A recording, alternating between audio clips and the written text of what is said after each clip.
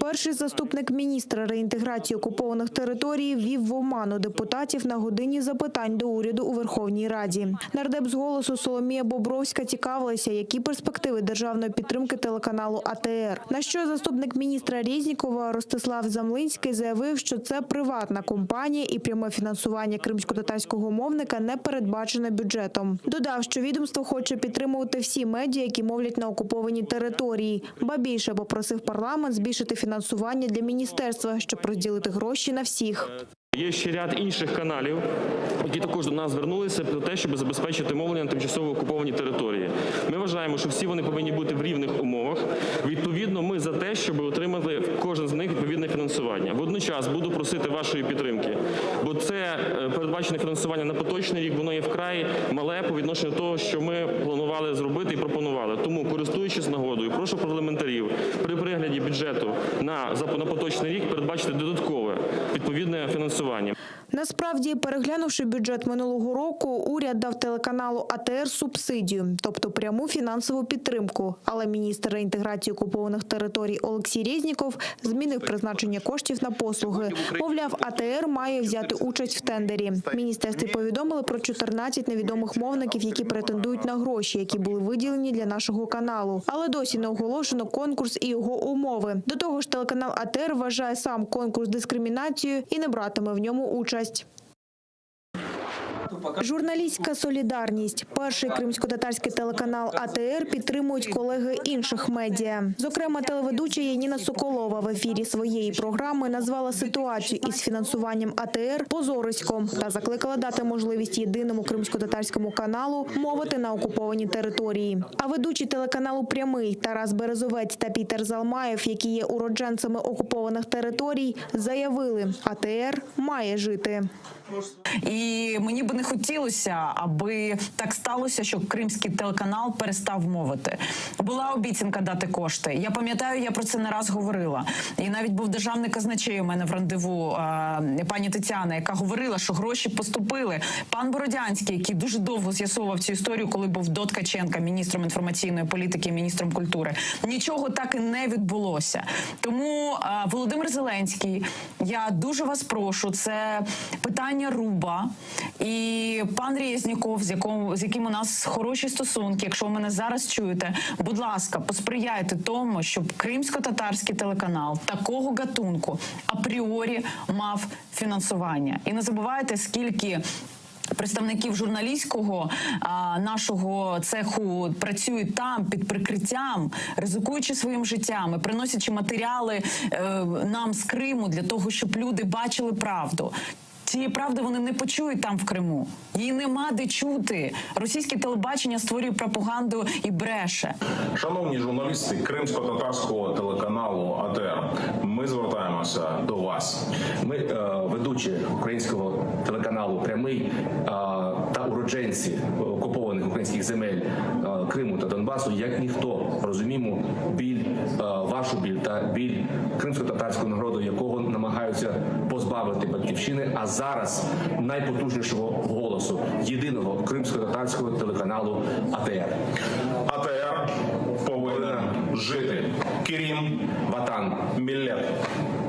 АТР – це зв'язок України з окупованим Кримом. Колишній політв'язень Ісмаїл Рамазанов закликав не забирати у кримсько-татарського народу його мову, голос та совість. Він розповів свою історію про АТР.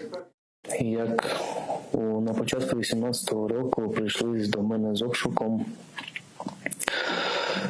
і саме в той момент, у 5 ранку, в моєму будинку мій батько дивився Заман, дивився новини, і коли ФСБівці прийшли до мене з обшуком, вони сказали, що у них вся родина така, вся родина екстремісти, дивляться екстремістський телеканал. На що я сказав, що це кримськотатарський телеканал, що це свобода думки, свобода слова. Українські військові на захисті єдиного кримсько-татарського телеканалу. Військовий Руслан Мірошниченко висловився за збереження, розвиток та підтримку телеканалу. А ветеран російсько-української війни Валерій Маркус назвав кримських татар союзниками та закликав не забувати, що у АТР забрали фінансування. Хто такі кримські татари для України? Вони – наші союзники. І на хвилі прекрасних новин, пов'язаних із закриттям пулу проросійських каналів, треба не забувати, що у кримсько-татарського телеканалу АТР відібрали фінансування. В Україні буквально декілька телеканалів, які не належать олігархам. І один із них намагаються придушити. Володимир Зеленський, сподіваюсь, ви також підтримаєте кримських татар.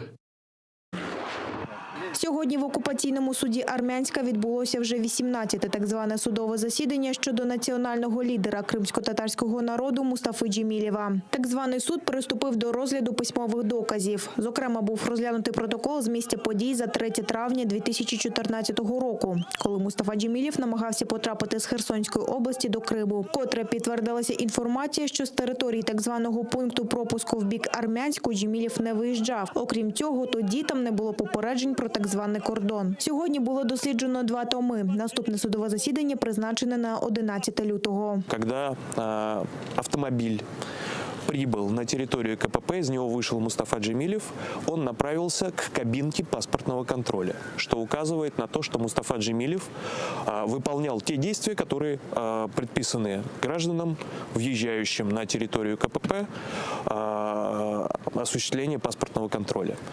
Никаких сведений о том, что он пытался каким-то образом пройти мимо этого паспортного контроля, выйти за пределы КПП в сторону города Армянск, в данных протоколах также не указано.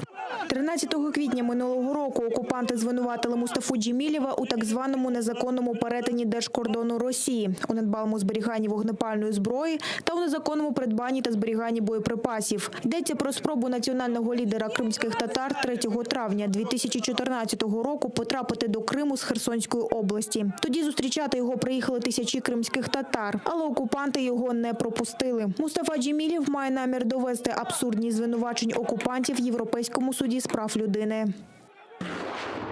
Українського бійця поранено поблизу Південного, що на Донеччині. Там окупанти прицільно гатили по позиціях об'єднаних сил з мінометів 92-го калібру та автоматів. Один український захисник дістав вогнепальне поранення. Йому надали першу допомогу та терміново ушпиталили.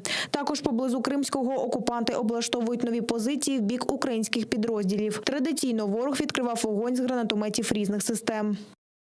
В районі відповідальності оперативно-тактичного групування «Схід» поблизу Водяної на Приазові російсько-окупаційні війська здійснили кілька пострілів зі станкового протитанкового гранатомета. А неподалік населеного пункту Павлопіль окупанти відкривали вогонь з ручного протитанкового гранатомета та стрілецької зброї. Від початку поточної доби 5 лютого було зафіксовано одне порушення режиму припинення вогню. Так, неподалік Новомихайлівки противник відкривав вогонь з ручних протитанкових гранатометів та стрілецької зброї. Чергову російську порушницю завернули на кордоні. Прикордонники не пустили до України російську акторку, яка незаконно їздила до окупованого Криму. Вона прямувала до української столиці рейсом зі Стамбула. Під час догляду в аеропорту Бориспіль виявилося, що вона незаконно відвідувала півострів восени 2020 року. Ймовірно, це Глафіра Тарханова, бо, за даними прикордонників, на півострові жінка знімалася в серіалі «Не потопляємо», де грала головну роль. Порушниці пояснили, що Крим – це Україна, та заборонили приїжджати впродовж 3 років. Найближчим рейсом її відправили назад до Туреччини. Если вы в будущем попытаетесь въехать на территорию Украины, зная о том, что вам запрещен въезд на территорию Украины, вам будет продлен запрет въезда на 10 лет.